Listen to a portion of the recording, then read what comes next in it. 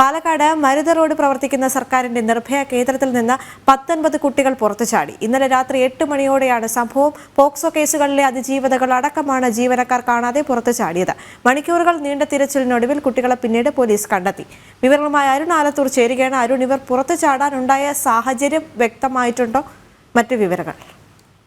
Police പറയുന്നത് വീട്ടിലേക്ക് പോകണമെന്ന് പറഞ്ഞുകൊണ്ട് ഇവർ പുറത്തേക്ക് ചാടുകയായിരുന്നു എന്നുള്ളതാണ്. ഇന്നലെ രാത്രി ഒരു 8 മണിയോടുകൂടെയാണ് മരുത റോഡിൽ കൂട്ടുപാതയിൽ പ്രവർത്തിക്കുന്ന സർക്കാരിന്റെ നിർഭയ കേന്ദ്രത്തിൽ നിന്ന് 19 പെൺകുട്ടികൾ സുരക്ഷാ ജീവനക്കാരുടെ കണ്ണുവെട്ടിച്ച് പുറത്തു ചാടിയത്.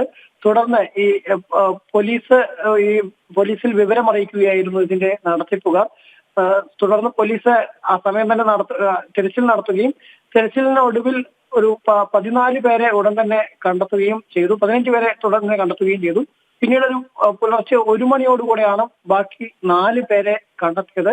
പോലീസ് ഇവരെ ചോദിച്ചറിഞ്ഞതിൽ നിന്നും തങ്ങളുടെ വീട്ടിൽ പോകണമെന്ന് ആഗ്രഹിച്ച് പുറത്തു ചാടി എന്നുള്ളതാണ്. അതേസമയം തന്നെ ഇത്തരം കേന്ദ്രങ്ങളുടെ സുരക്ഷ എത്രത്തോളം എന്നത് ഒരു ചോദ്യചിഹ്നമായി മാറുന്ന ഒരു സ്ഥിതിയുണ്ട്. പ്രത്യേകിച്ച് സർക്കാരിന്റെ ഇത്തരം സ്ഥാപനങ്ങളിൽ പോക്സോ കേസിൽ അതിജീവിതകളായ കുട്ടികളെ ഉൾപ്പെടെയാണ് താമസിപ്പിച്ചിരിക്കുന്നത്. ഇവരുടെ ഒക്കെ സുരക്ഷ ഉറപ്പാക്കേണ്ടത് ജീവനക്കാരുടെ ചുമതലയാണ്. പക്ഷെ അവർ കൃത്യമായി അത് നിർവഹിച്ചിട്ടില്ല എന്നുള്ളത് തന്നെയാണ് ഈ കുട്ടികൾ ഇത്തരത്തിൽ രാത്രി പുറത്തു പോകുന്നതിന് കാരണമായിരിക്കുന്നത് എന്നുള്ളതാണ്.